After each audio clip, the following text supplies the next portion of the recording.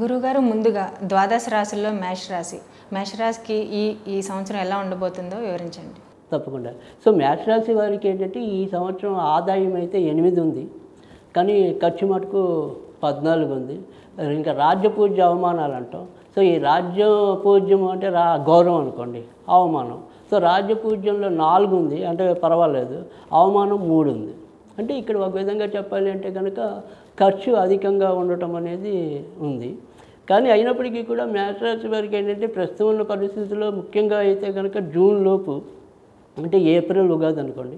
So April, మే, June ఈ 3 నెలలు కూడా మంచి వాతావరణం అయితే ఉంటుంది. సో ఏ రకంగా చూసినప్పటికీ కూడా, అంటే సపోజ్ ఇంట్లో ఇప్పటికే పెళ్ళికి కావాల్సిన అమ్మాయిలు కానీ అబ్బాయిలు కానీ ఉన్నారనుకోండి, వాళ్ళకి సంబంధాలు సెటిల్ అయ్యే అవకాశాలు అయితే ఎక్కువ కనిపిస్తాయి.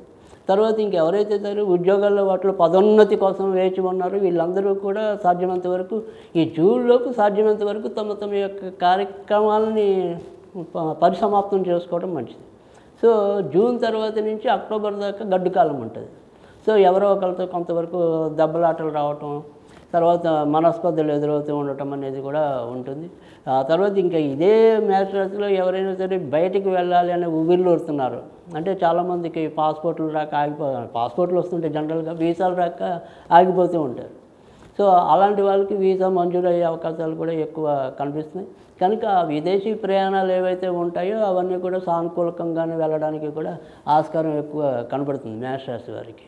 తర్వాత ఇంకోటి వచ్చేప్పటికి ఏంటంటే మేషరాశి వారు తర్వాత ఇప్పటిదాకా ఎవరైతే కనుక సంతానం కోసం వేచి ఉన్నారో, అంటే చాలామందికి సంతానం ఆలస్యం అవుతూ ఉంటాం, లేదా ఒక్కోసారి గర్భస్రావాలు ఇలాంటివి అవుతూ ఉంటాం. అంటే ఈ సంతానపరంగా ఎవరైతే సమస్యలు అయితే ఎదుర్కొంటూ ఉంటున్నారో వాళ్ళకి ముఖ్యంగా ఈ జూన్లోపు ఒకటి మంచి కాలం, తర్వాత వచ్చేప్పటికి నవంబర్ నుంచి చాలా మంచి కాలం ఉంటుంది సంతానానికి.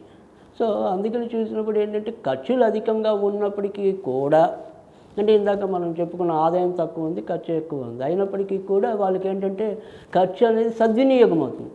అంటే ఒక పెళ్ళిళ్ళ కోసమో పేరెంటాల కోసమో ఇలా ఇందాక చెప్పుకున్నట్టు ఏదైనా విదేశాలకు వెళ్ళటం అనుకోండి, లేదంటే స్థిరాస్తులు పెంపొందించుకోవటం, అంటే గృహ నిర్మాణం అనుకోండి, లేదా కొత్త గృహాలు కొనుక్కోవటం అనుకోండి. ఎక్కడ జాగ్రత్తగా ఉండాలి అంటే ఓకే మనం పాజిటివ్, మరి నెగిటివ్ ఏంటి అంటే కనుక ఇందాక చెప్పుకున్నట్టు ఏంటంటే మనస్పర్ధలు. ఇందాక ముఖ్యంగా ఏదైతే ఈ మేషరాశి ఉందో దానికి అధిపతే కుజుడు. సో తర్వాత వచ్చేది ఉగాది కూడా సూర్యోదయానికి అయితే రేవతి నక్షత్రం ఉంటుంది, కానీ తర్వాత వచ్చేప్పటికి అశ్విని నక్షత్రం, అది కూడా మేషరాశి. సో మేషరాశి మంగళవారం, తర్వాత కుజుడేమో రాజు అవటం, ఇవన్నీ చూసినప్పుడు ఏంటంటే ఈ కుజుడికి సంబంధించిన రాశులు ఏవైతే ఉన్నాయో ముఖ్యమైనది మేషరాశి, తర్వాత వృశ్చిక రాశి అనుకోండి. అయితే ఇక్కడ మనం ముందు మేషరాశి గురించి చెప్పించుకున్నప్పుడు ఏంటంటే ఇక్కడ ఖచ్చితంగా ఈ వీళ్ళకి కోపతాపాలు ఎక్కువ అవుతాయి. సో షార్ట్ టెంపర్తో ఉద్యోగాలు మానేయటం, అప్పటికప్పుడు రిజైన్ ఇచ్చేయటం.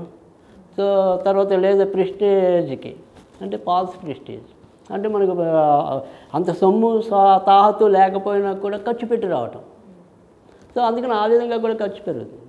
సో అందుకని ముఖ్యంగా ఈ మేషరాశి వాళ్ళు అయితే కోపతాపాలు అదుపులో ఉంచుకోవాలి. తర్వాత రెండోది వీళ్ళకి మిత్రాలతో ఏవో రకమైన గొడవలు వస్తాయి. అందులో వీళ్ళకి కొద్దిగా ఏమంటారు ఎడ్వైట్ కూడా అప్పుడప్పుడు ఎక్కువ ఉంటుంది, దాంతోపాటు ముక్కుసూటితనం కూడా ఎక్కువ ఉంటుంది. సో అందుకని అక్కడ ఆ రకమైన ప్రాబ్లం ఉంటుంది. తర్వాత రెండోది వచ్చేప్పటికి ఏంటంటే అనారోగ్యం ఒకటి మేషరాశి వాళ్ళకి తరచూ ఈ ఏడాది ఉంటుంది. సో ముఖ్యంగా ఈ శిరస్సుకి సంబంధించిన బాధలు అనేది ఎక్కువ అవుతాయి. తర్వాత రెండోది వచ్చేప్పటికి ఏంటంటే నేత్ర సంబంధించిన బాధలు కూడా ఎక్కువ ఉండటం అనేది ఉంటుంది. కనుక మేషరాశి వాళ్ళు ఈ సంవత్సరం ఎక్కువ శాతం జాగ్రత్త పడాల్సింది ఏంటంటే కోపతాపాలు అదుపులో ఉంచుకోవటం, ఆరోగ్యం సక్రమంగా చూసుకోవటం. అంటే ఆరోగ్యంలో ఏమైనా చిన్న చిన్న తేడాలు వచ్చిందంటే కొద్దిగా నెగ్లిజెన్స్ అనేది పనికిరాదు.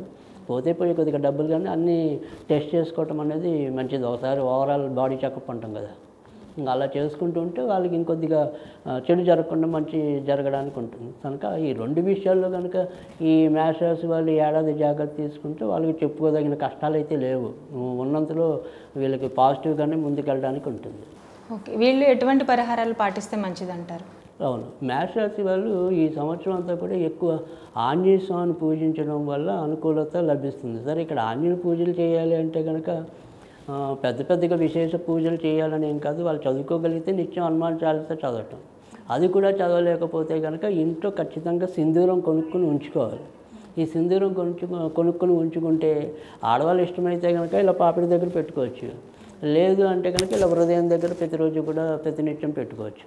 అలా పెట్టుకోవటం వల్ల కూడా ఈ శని కుజులు ఇద్దరు కూడా ముఖ్యంగా జూన్ దాకా కలిసి ఉంటారు. ఈ శని కుజులు కలిసినప్పుడు ఏంటంటే ఒక్కోసారి విపరీతమైన కోపతాపాలు పెరుగుతూ ఉండటం ఇలాంటివన్నీ కూడా ఉంటాయి కనుక సింధూరం కనుక వేస్తే అది రెండింటికి ఉభయతారకంగా పనిచేస్తుంది. తర్వాత చదువుకోగలిగితే మాత్రం ఆంజనేయుడికి సంబంధించిన హనుమాన్ చాలీసా చదువుకోవటం వల్ల కూడా వాళ్ళకి చక్కటి మేలైతే జరుగుతుంది.